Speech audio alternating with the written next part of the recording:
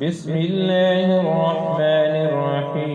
الرحيم. إذا وقعت الواقعة ليس لوقعتها كاذبة خافضة رافعة إذا رجت الأرض رجا وبست الجبال بسا فكانت هباء منبثا وكنتم أزواجا ثلاثا فأصحاب الميمنة ما أصحاب الميمنة وأصحاب المشأمة ما أصحاب المشأمة والسابقون السابقون أولئك المقربون في جنات النعيم ثلة من الأولين وقليل من الآخرين على سرر موضونة متكئين عليها متقابلين يطوف عليهم ولدان مخلدون بأكواب وأباريق وكأس من معين لا يصدعون عنها ولا ينزفون وفاكهة مما يتخيرون ولحم طير مما يشتهون وحور عين كأمثال النخل المكنون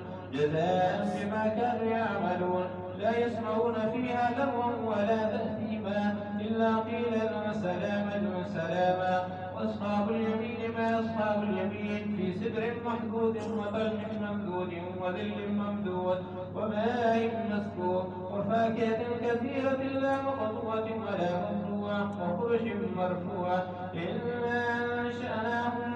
إنشاء فجعلناهن أبكارا قربا أترابا لأصحاب اليمين ثلة من الأولين وثلة من الآخرين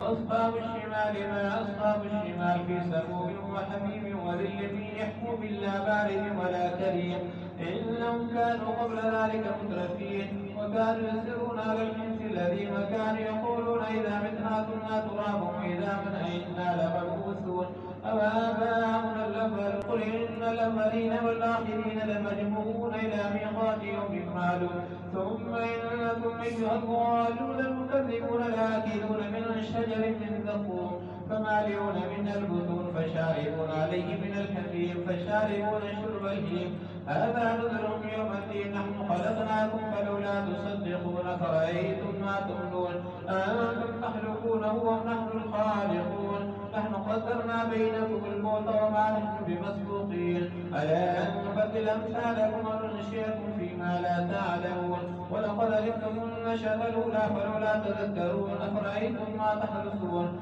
أنتم تزرعونه أم نحن الزارعون لو نشاء لجعلناه حطاما فظلتم تفكهون إنا لمغرمون بل نحن محرومون أفرأيتم الماء الذي تشربون أنتم أنزلتموه من المزن أم نحن المنزلون لو نشاء جعلناه جاجا فلولا تشكرون أفرأيتم النار التي تورون أنتم أنشأتم شجرتها أم نحن المنشئون نحن جعلنا تذكرة ومتاعا للمقوين فسبح باسم ربك العظيم فلا أقسم بمواقع النجوم فإنه لقسم لو تعلمون عظيم إنه لقرآن كريم في كتاب مكنون لا مسه إلا المطهرون تنزيل من رب العالمين أفبهذا الحديث أنتم مدهنون وتجعلون رزقكم أنكم تكذبون فلولا إذا بلغت الحلقوم وأنتم حينئذ تنظرون ونحن أقرب إليه منكم ولكن لا تبصرون فلولا إن كنتم غير مدينين ترجعونها إن كنتم صادقين